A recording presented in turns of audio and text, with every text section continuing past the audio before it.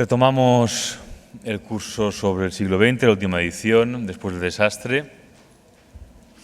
Y hoy tenemos el inmenso placer de tener con nosotros a Ramón Andrés, que ya ha venido en muchas ocasiones a esta casa, para hablarnos de un tema apasionante, de dos grandísimos compositores del siglo XX, Lutosławski y Ligeti, de quien, por cierto, este año se cumple el centenario, y que nos van a dar los dos la dimensión ideal de la complejidad que estamos estudiando a lo largo de este curso, en todas sus dimensiones, filosóficas, literarias, artísticas, políticas también.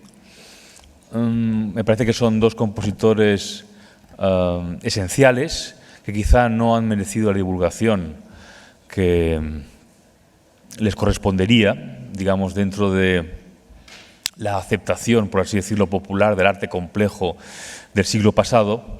Y nadie mejor para llevar a cabo esa tarea que mi querido amigo y maestro Ramón Andrés. Como digo, ya ha venido muchas veces a esta casa, Instituto Humanitats. Muchos de vosotros le conocéis. Ramón es músico, es ensayista, es poeta.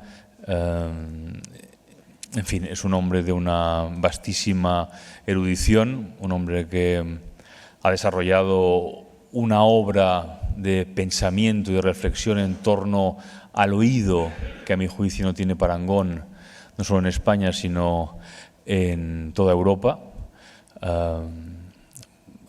En los últimos años ha publicado ensayos extraordinarios sobre Bach, sobre mitología comparada.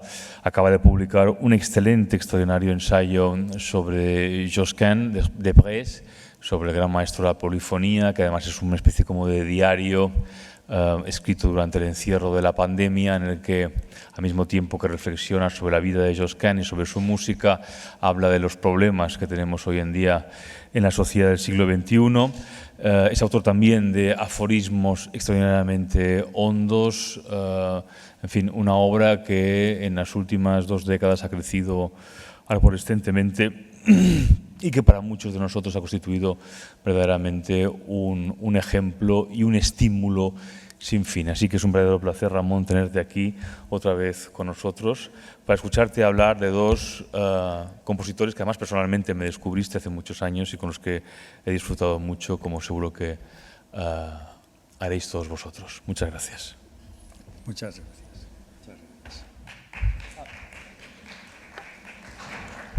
Perdón, me olvidaba que ahora veréis aparecer aquí a un chico encantador que va a ir poniendo los CDs, y es Gabriel, que es el hijo de Ramón, que ha venido expresamente para ayudar a su padre en la cuestión técnica y que promete ser también, por cierto, un sabio a la altura de su progenitor. Muchas gracias, Gabriel, también por tu ayuda.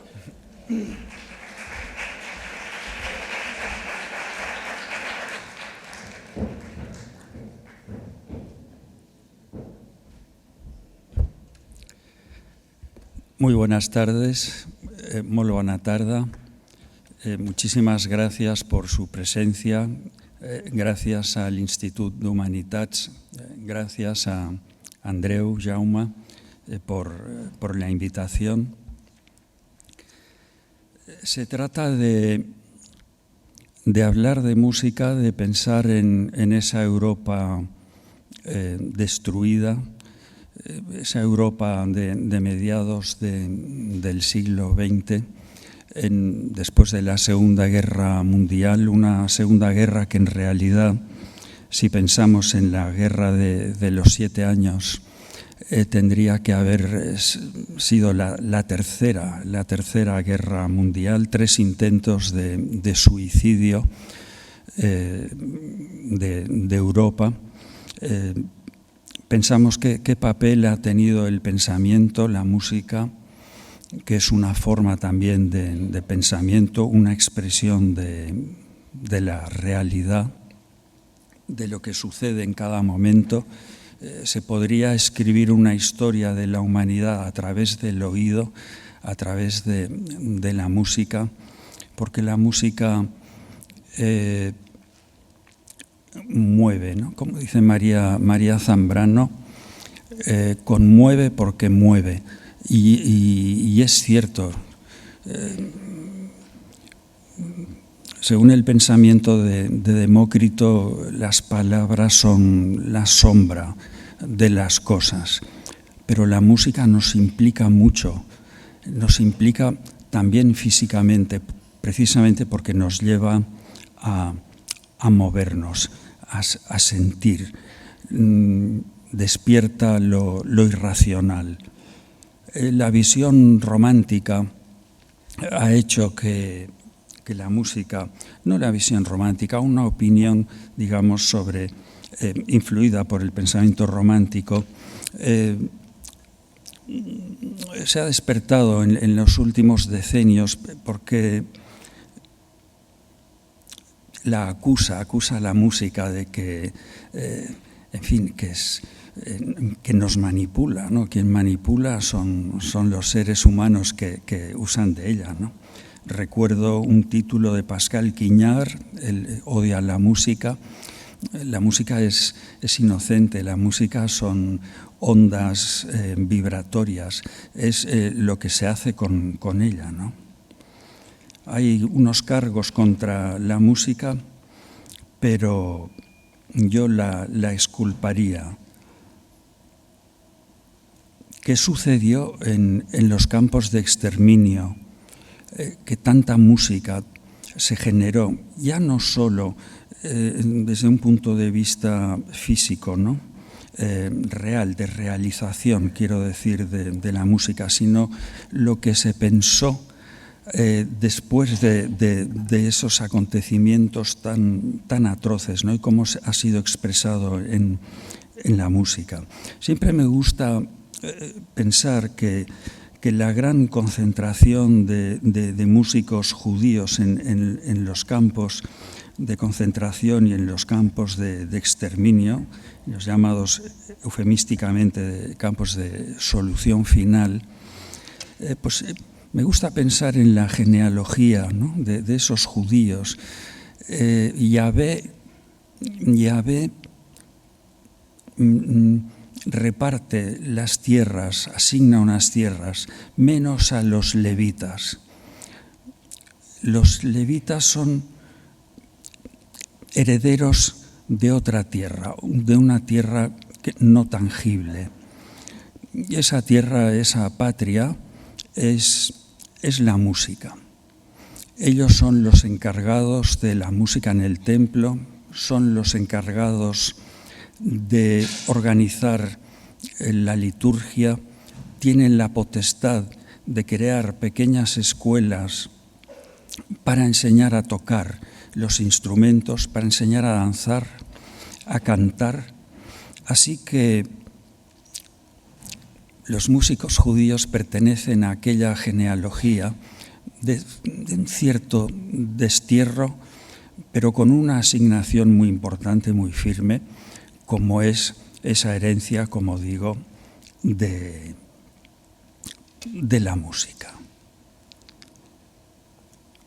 La música siempre, es verdad, por su fuerza, por su inmediatez en la psique, siempre ha sido utilizada como medio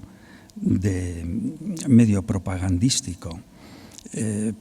Pensemos el propio cristianismo, ¿no? Lo importante que ha sido la música desde la música en las primeras iglesias cristianas en Siria, después el canto llano.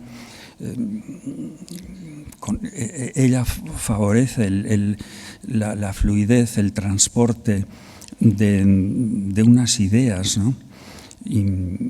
Y esto es así, la música, el repertorio sacro del cristianismo, del repertorio musical, es tan imponente, es tan importante, está tan plagado, yo diría, de compositores, muchos de ellos inmensos, de primer orden, que, bueno, no los terminaríamos nunca, ¿no?, de estudiar. cuando uno se pone a trabajar, por ejemplo, música del siglo XV y empieza a profundizar y se da cuenta de que salen maestros grandísimos de todos lados, ¿no?, que merecerían pues mucha presencia, ¿no?, entre los aficionados de la música. Precisamente por esta fuerza, la música ha sido utilizada para curar también. Los egipcios utilizaban la música, tenían campos de silencio y utilizaban la música para encauzar el cuerpo o para encauzar la mente.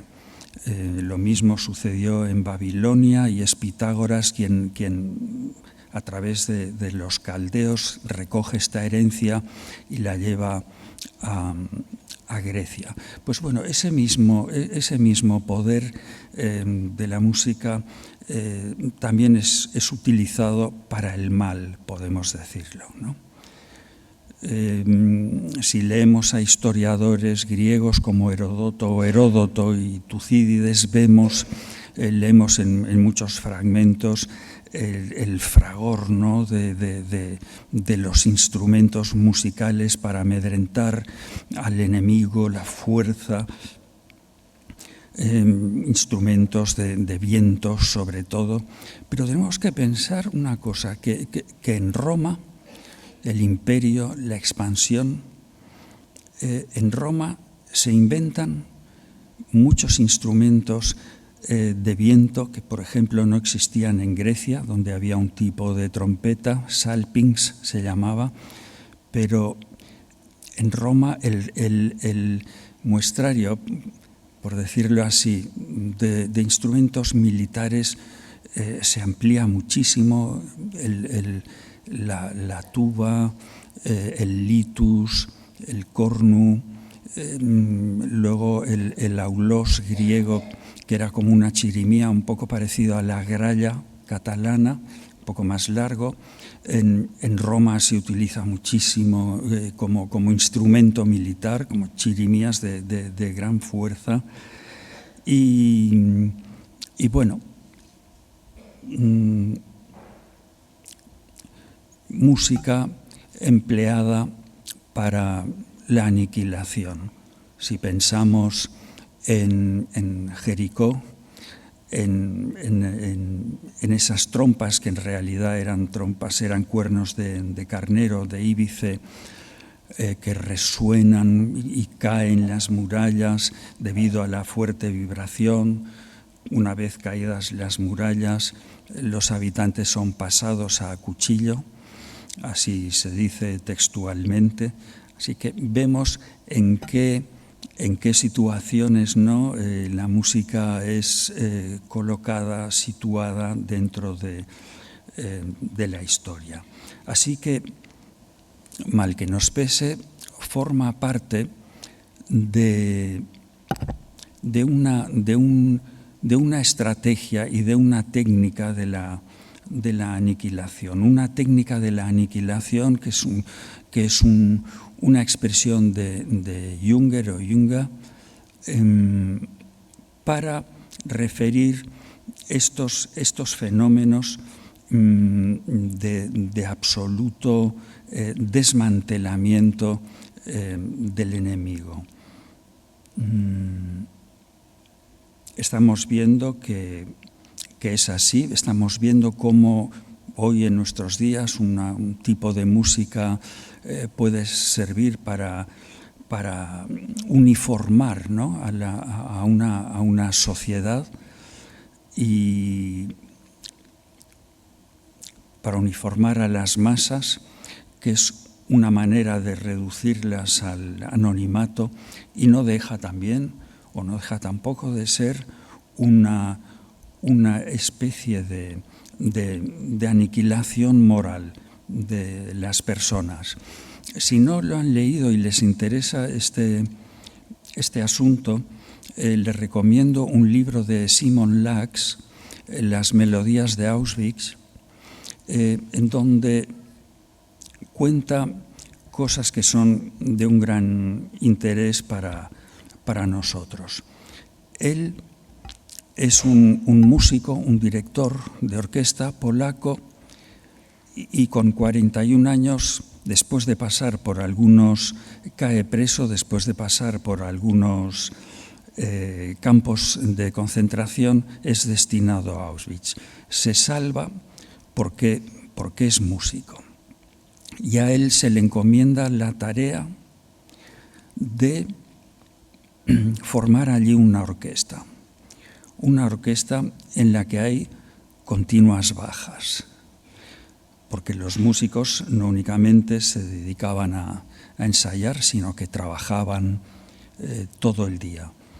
Un día faltaba un violín, otro día un clarinete, como en el relato del sanatorio del frío de Thomas Bernhard, en el coro, que van faltando cantantes por la enfermedad, por la tuberculosis, así en la orquesta de Auschwitz. Otro día la viola no aparece, hay que crear un repertorio, el que piden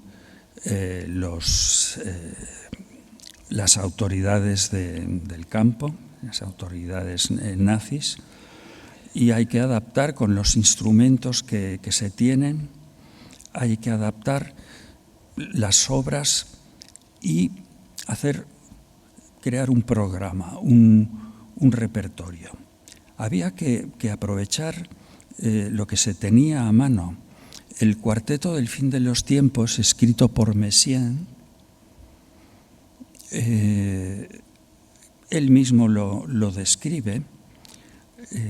Está escrito para un violín, un clarinete, un piano que no retornaban las teclas, lo tocaba el propio compositor, Olivier Messiaen, un violonchelo de 3 cuerdas, no de 4, y él compone para escaparse mentalmente este cuarteto del fin de los tiempos y, bueno, montan entre los presos una especie de estrado y suben los 4 músicos y tocan allí esa obra. Yo me pregunto qué pensarían los propios músicos, sin duda, pero los prisioneros ante un espectáculo así, tanto siniestro por el ambiente, trágico por los músicos desastrados, con unos instrumentos precarios que milagrosamente han sobrevivido. Y bueno, pues este material digamos, de socorro para el corazón de los presos, pues es trabajado y sacado adelante a duras penas. ¿Qué pedían las autoridades nazis? Pedían oberturas de operetas alemanas, pedían canciones de moda, pedían polcas, valses, y de manera increíble, en vez de pedir Wagner o pedir algunos momentos afirmativos, que los tiene y muchos de Beethoven, pedían que hicieran un pupurri de melodías de Schubert, que las arreglaran. La orquesta tocaba por la mañana y por la noche, o mejor dicho, al atardecer. Y acompañaba también cuando los grupos de presos eran llevados conducidos de una parte del campo a otra. No es verdad, como se ha dicho, que acompañaban a los reclusos a la muerte y a los hornos crematorios. No, esto no es cierto, pero sí la música, lo dice el propio Simon Lax, era un tormento por el contraste, porque hacía marcar el paso de aquellas personas, mujeres, niños, ancianos, hombres, que iban marcialmente a hacer todas las actividades, como he dicho, a cambiar de zona de barracones, siempre de manera acompasada, de manera militar. Esto era lo que afectaba sobre todo. Obviamente, después del año 45, la música, el arte, lo sabemos, la literatura, pero el arte cambia, pero la música cambia muchísimo. Si he hecho todo este preámbulo un poco largo, yo lo reconozco, pero es para situar de dónde viene la música que hoy vamos a escuchar, de Lutosławski, de ese cuarteto, y de dónde viene el Requiem de Ligeti. La música después del 45 rompe completamente con un modo de pensar y de hacer. La música después de la Segunda Guerra Mundial lo que hace es deshacer la narración, deshacer el intento melódico. No hay historia que contar. Incorpora el silencio. Aunque esté sonando, hay un silencio implícito en la música. A principios de siglo, con la Escuela de Viena, y me refiero a Schoenberg y a Weber más que a Alban Berg, es verdad que hay una ruptura tonal, hay otro modo de plantearse la obra, el modo de expresarla, pero todavía, sobre todo en Schoenberg, hay una voluntad, una vocación de narración, cosa que desaparece después de la Segunda Guerra Mundial. Esto es muy importante porque muchas personas dicen, yo no entiendo la música contemporánea. Es que es una música de máxima abstracción porque nos hemos quedado sin un territorio firme, sin un territorio auditivo firme. No sirve una tonalidad, no sirve una estructura convencional, armónica, ni siquiera transformada tonalmente. Hay un gran vacío. Hay un gran vacío. Y en este gran vacío está Lutosławski y sobre todo un cuarteto de cuerdas muy importante. Lutosławski, esta música deslavazada, porque no hay apoyos, como he dicho, esta música transformada armónicamente con contrapuntos aleatorios, tiene una explicación ante el horror de la destrucción de una Europa, es verdad, completamente no destruida, sino aniquilada, una Europa en la que se ha hecho verdad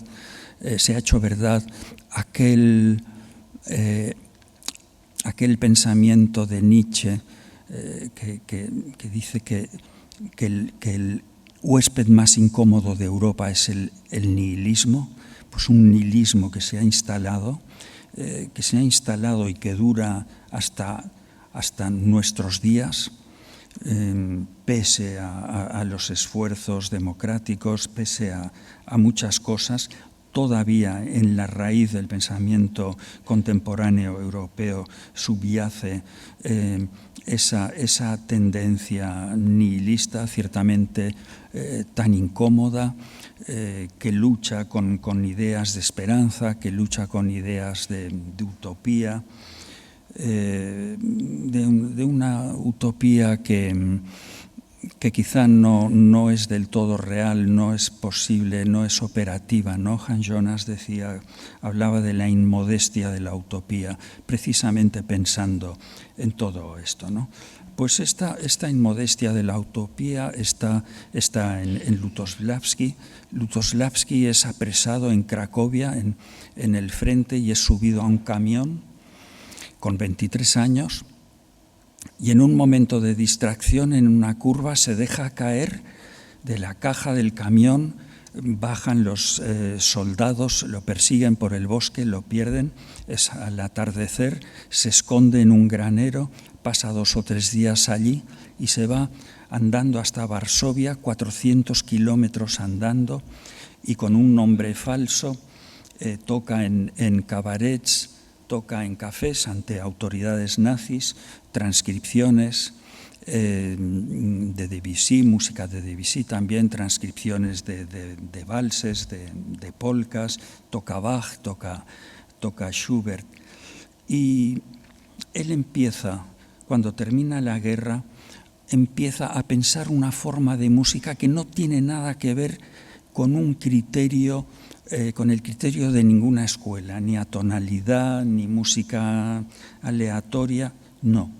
Se da cuenta de que este cuarteto está compuesto por 4 intérpretes, por 4 lenguajes que nada tienen en común. Él va diciendo siempre, indicando en la partitura, tocar por separado, siempre separado. Él hacía pruebas con 4 músicos tocando de espaldas, los 4 músicos, y empieza a tejer algo pensando en una Europa que tuvo a un lado a Gottfried Benn y en el otro a Akhmatova, esa Europa siempre dividida, y lo que quiere él hacer es esto, que cada intérprete toque momentos, partes aleatorias. Hay solo ciertas zonas del cuarteto que están escritas y hay unas indicaciones precisas, pero él lo que busca son frases inconexas, un poco a la manera de Beckett en su teatro, frases inconexas. Por eso vemos estallidos repentinos que no pertenecen a una retórica de la música, junto a unos pianísimos muy delicados y muy inquietantes, que no auguran nada bueno. Él les llama falsas partituras a este cuarteto, las que tiene cada compositor, y bueno, cada intérprete, perdón.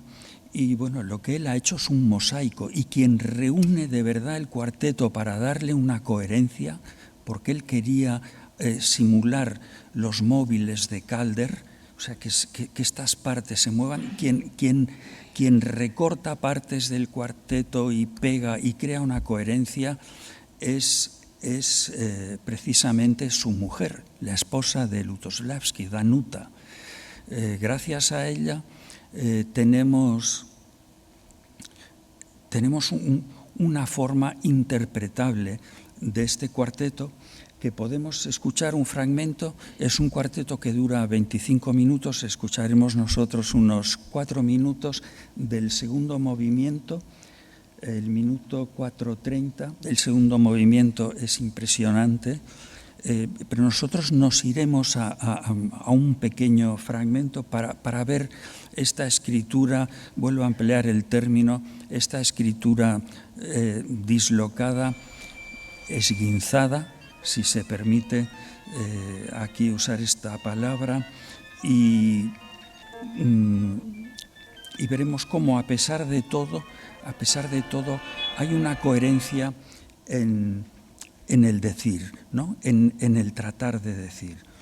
Él empieza a escribir este cuarteto mucho tiempo después del final de la Segunda Guerra, es decir, el año 61, pero lo termina el año 64, es decir, pasados ya bastantes años.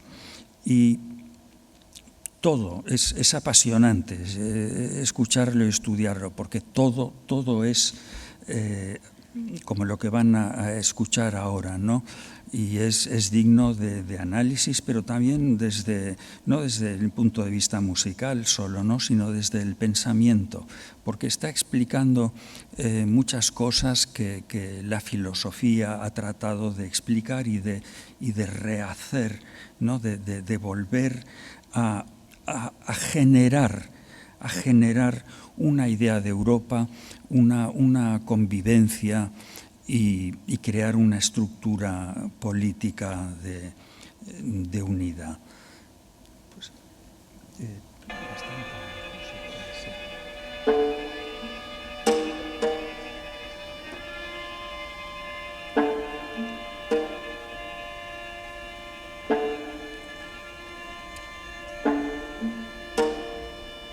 más alto.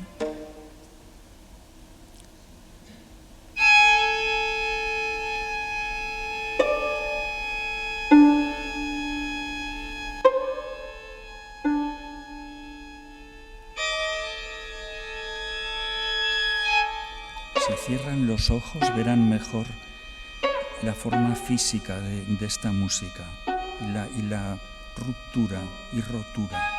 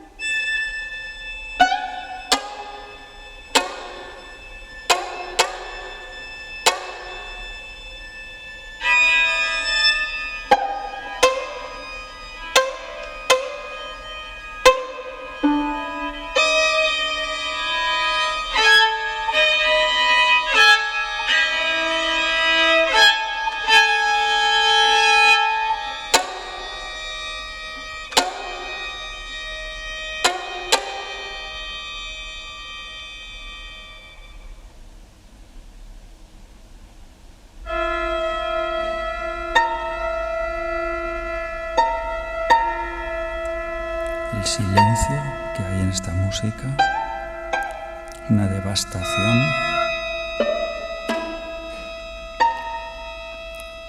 una ausencia de referencias, de puntos fijos, hay una profundidad, un volumen físico.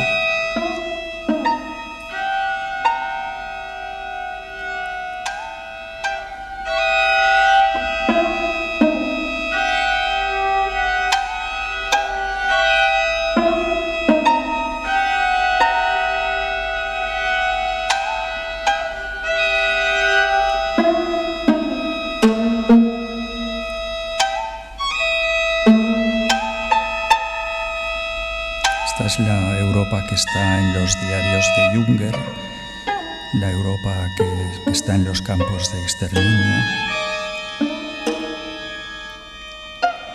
la Europa quemada. Está Dresde,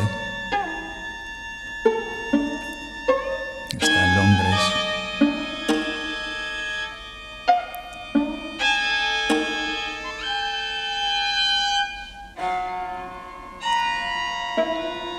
La anulación de todo el lenguaje.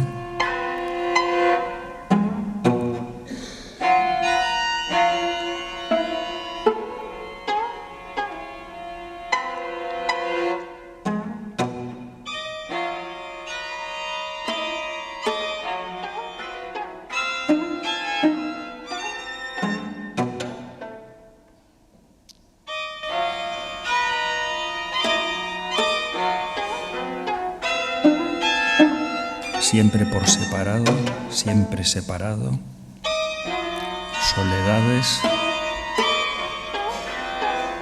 solipsismos.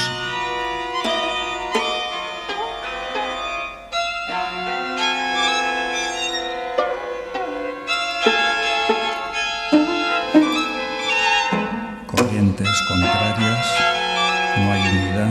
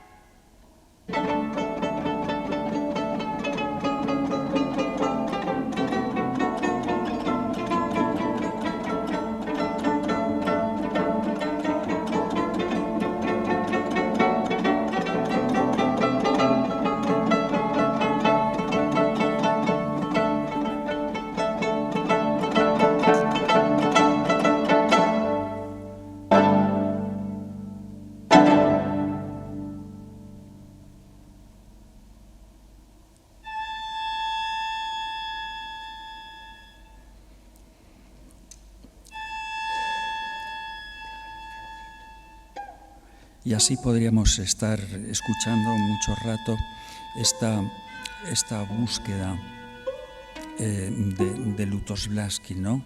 Apoyándose en este lenguaje. Me gustaría proponer ahora pasar a una obra muy distinta, esta vez de György Ligeti, compositor que murió en el año 2006 y del que se cumple ahora el centenario de su nacimiento. Es una obra que define toda una época. Es verdad que de manera bien distinta, ¿no?, a cómo lo hace esta música perdida de Lutosławski. Pero este requiem no es un requiem más de los muchos que han sí, deja la música, sí. De los muchos que han de los muchos que se han escrito después de la Segunda Guerra. Es curioso, ¿no?, como los compositores se han lanzado, y hasta hace bien poco, a escribir requiems. El de Ligeti está claramente dirigido a rememorar, ¿no?, la tragedia de la Segunda Guerra. Él perdió muchos familiares en campos de concentración. A su hermano Gábor, con 26 años, muere precisamente en Auschwitz. Ligeti le está dando vueltas a un requiem. Ligeti está enamorado de la música del siglo XIV y del siglo XV. La estudia y crea algo que él llama la micropolifonía, que la trabaja mucho, y después habla de polifonía saturada, cuando la concentración de notas, la superposición de tiempos crean una masa que se va ramificando en el espacio, porque lo que quiere Ligeti, y esto es algo de su generación, es conseguir una música volumétrica, una música en la que se pueda entrar físicamente, que el oído tenga la sensación de que entra en un gran edificio, en una gran caja de resonancia. Y se fija precisamente Ligeti en un compositor del siglo XV, que en cierto modo fue maestro de Josquin des Prez, que lo hemos mencionado aquí, que es Johannes Ockeghem. Él es el primer compositor del que tenemos un requiem. Parece que antes se escribió otro requiem, pero se ha perdido, de Guillaume Dufay, un compositor anterior, una generación, casi dos, anterior a Ockeghem.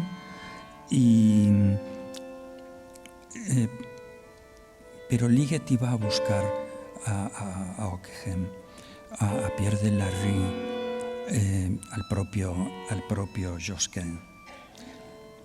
Cuando es apresado Ligeti por las tropas nazis, es obligado a ir al frente, defendiendo, digamos, el ideario nazi. Tenía 23 años y es destinado a la peligrosísima tarea de transportar explosivos. Lo vemos acarreando también estacas, alambradas para hacer cercos. Así que yo me imagino a Ligeti con 23 años, cargado de explosivos, yendo de una trinchera a otra y gestando por dentro una forma de música que lo va a distinguir de todos los compañeros de generación, porque es un ave rara. Él no pertenece a una escuela, aunque ha ido a Darmstadt, a la famosa escuela de Darmstadt, pero no pertenece a nada. Él ha tenido que escapar de los nazis, pero ha tenido que escapar cuando está en Hungría. Él es húngaro, es transilvano, y ha tenido que escapar por las montañas con Vera, su mujer, y con un perro, precisamente por el hostigamiento de las tropas soviéticas. Cuando hubo una insurrección en Hungría y fue acallada, él escapa, no puede estar escuchando más la música clandestinamente en emisoras clandestinas, quiere ver qué sucede, ¿no?, en el otro lado, y escapa por las montañas hasta que coge un tren, llegan a Viena, allí pasan muchos años, sigue viviendo casi en la clandestinidad debido a la pobreza, en una Viena que es verdad que se abre a una nueva época, pero en la que quedan muchas heridas del pasado, ¿no? Como he dicho, no es un requiem como el de Britten que describe, no es un requiem como el de Penderecki que lamenta, es una música que se adentra en otro espacio espiritual.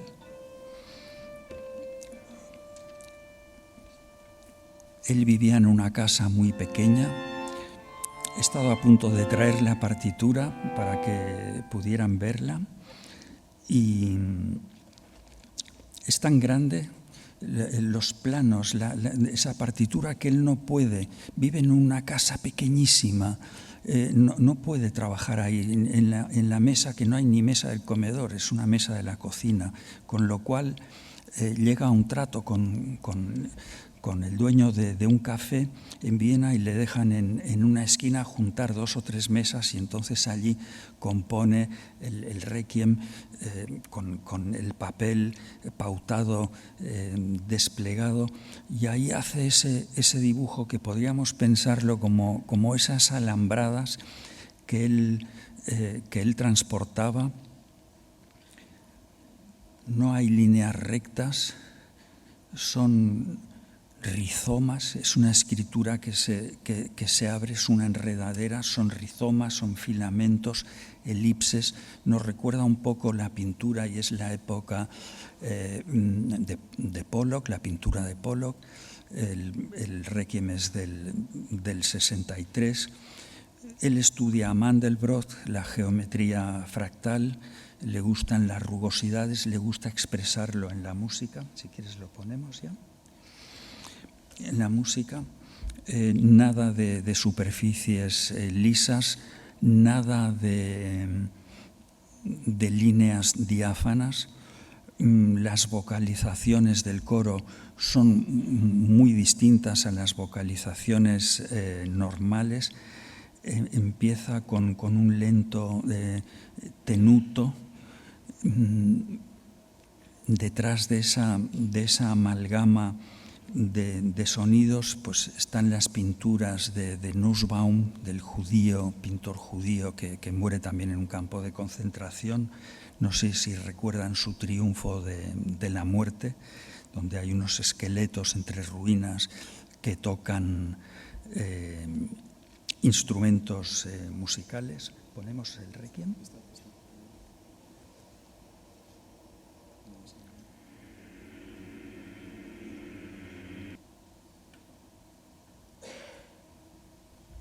Es que coge muy poco este lector. La partitura de Lutosławski estaba muy deformada.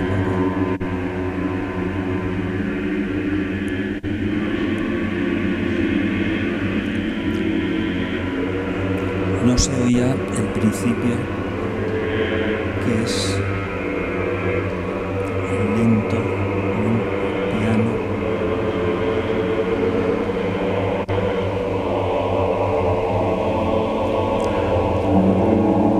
Estratos.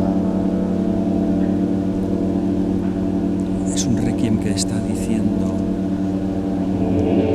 que ha nacido de una extinción. Hay formas de la música sacra de otras culturas. De pronto oímos el Tíbet, de pronto oímos música ortodoxa, de pronto música centroeuropea.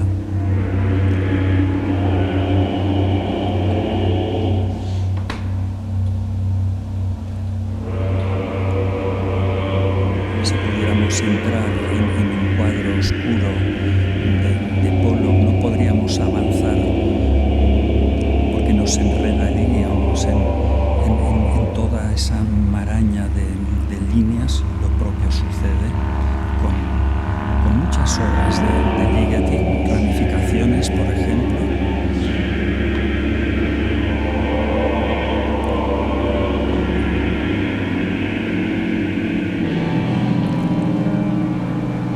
Es un espíritu ¿de dónde viene? Cabe preguntarse ¿de dónde viene?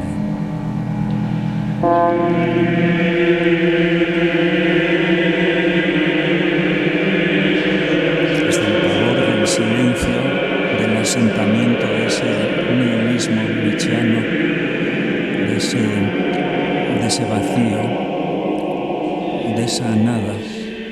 Una nada que en la música ha sido muy importante porque ha dejado una gran estela en Ligeti.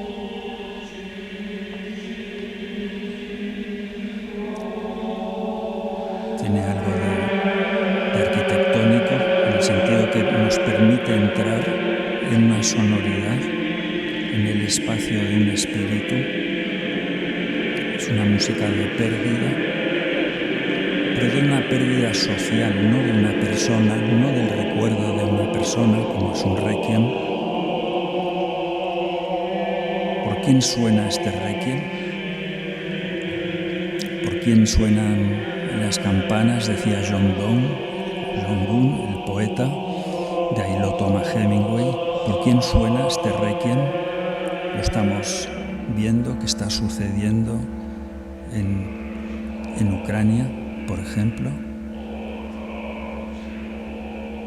siempre abocados, ¿no? El pensamiento europeo, a la necesidad de crear y de destruir, crear y destruir, un amor a lo nuevo, a lo que brilla y la necesidad de romperlo.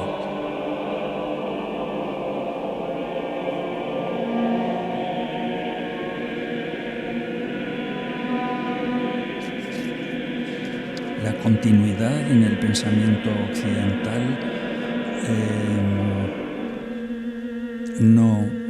no es posible. Se necesita la creación de lo nuevo, la invención y su destrucción, porque siempre se espera más de la vida. Es una condena de la civilización, de nuestra civilización. Me refiero a Occidente, el esperar más de la vida. De ahí lo de la inmodestia de la utopía de Hans Jonas.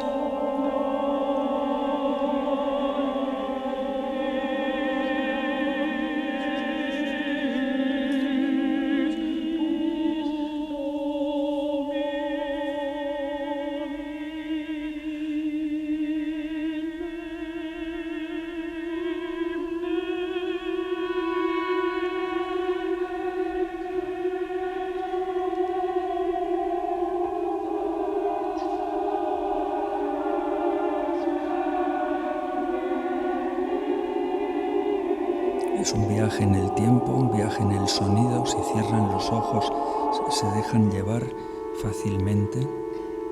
Es una suspensión.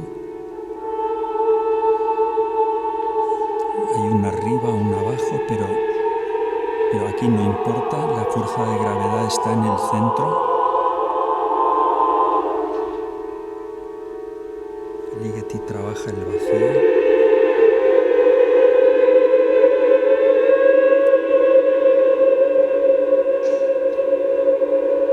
Así que aquel muchacho de 23 años que llevaba explosivos, que tenía que abastecer a unos soldados vestidos con unos trajes que había diseñado un sastre muy conocido de la época, muy afecto al nazismo, llamado Hugo Boss, y que hoy tiene 1.600 tiendas en todo el mundo. que dispararan contra los suyos, pues todo esto ha ido gestándose en el interior de este compositor, que les invito, si no lo han hecho ya, a que lo escuchen, a que escuchen distintas obras para que puedan conocer nuestra historia reciente, aparte de la pintura o de los libros. Y para terminar, me quiero permitir, si me lo permiten, valga la redundancia, una pequeña licencia, que es escuchar una composición de Toshio Hosokawa, unos pocos minutos, donde yo diría que hay un resumen, donde está ese silencio implícito del que hablábamos antes, una música que resume un final. Es un compositor nacido el año 55, japonés, el mismo año en el que nací yo, y es de Hiroshima. Por eso he querido traerlo. No sé cómo, con este aparato, no sé si va a ser posible. Lo vamos a intentar. Nace en Hiroshima, pero está formado en Alemania. Hay allí un pensamiento profundo de dos culturas, de dos modos de hacer y de pensar, quizá no de manera tan alejada como pueda creerse. Está compuesta para un acordeón y para un sho, que es un órgano de boca, se llama así técnicamente, es un pequeño recipiente con unos tubos como de caña, que hacen las veces de tubo de órgano y que se toca por aspiración. Es una técnica muy difícil. Hay algunos instrumentos populares en Europa que se tocan por aspiración, como la alboca en el País Vasco, en Euskal Herria. Y me gustaría, por la desnudez,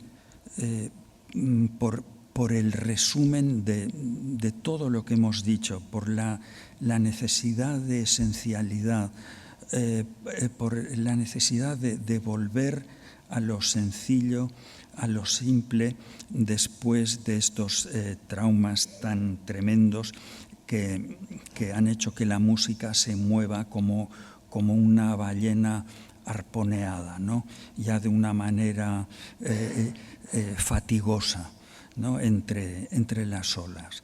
Así que me gustaría ponerles esta obra, Silencio Profundo, de Toshio Hosokawa, a ver si tenemos suerte, y si no, tendremos que dejarlo aquí. Sí.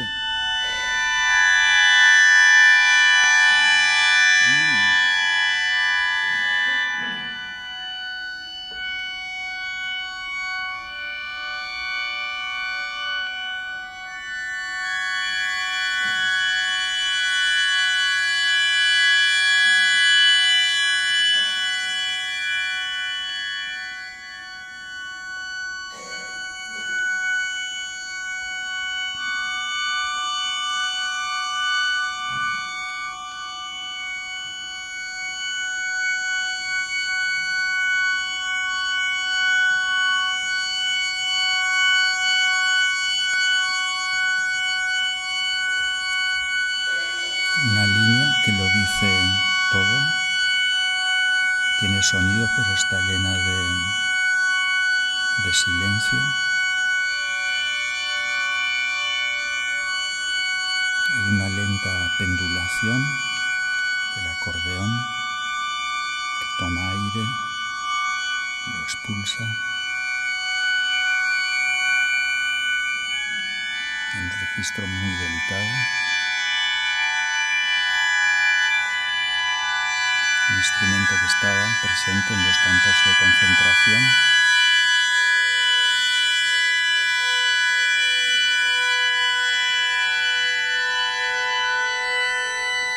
Esta línea nos permite seguir cada una de las líneas de los dibujos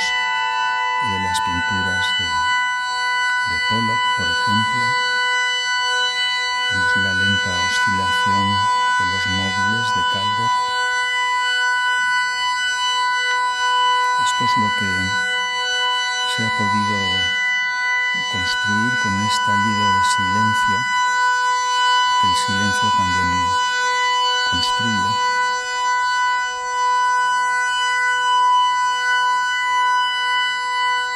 Porque una sola línea es capaz de crear espacios, ¿no? en la mente.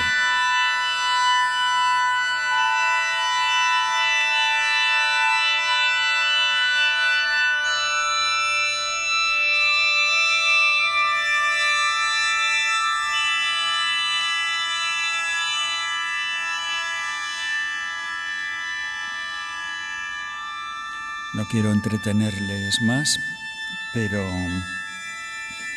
bueno, he pretendido mostrarles, aunque sea a uña de caballo, pues un poco el lugar, situar estas obras, su procedencia y su, digamos, desembocadura en este minimalismo, en esta esencialidad, que es donde yo creo que hay que empezar a buscar. Pues muchísimas gracias.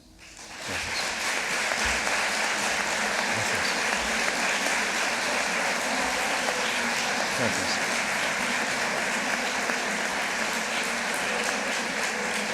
Gracias.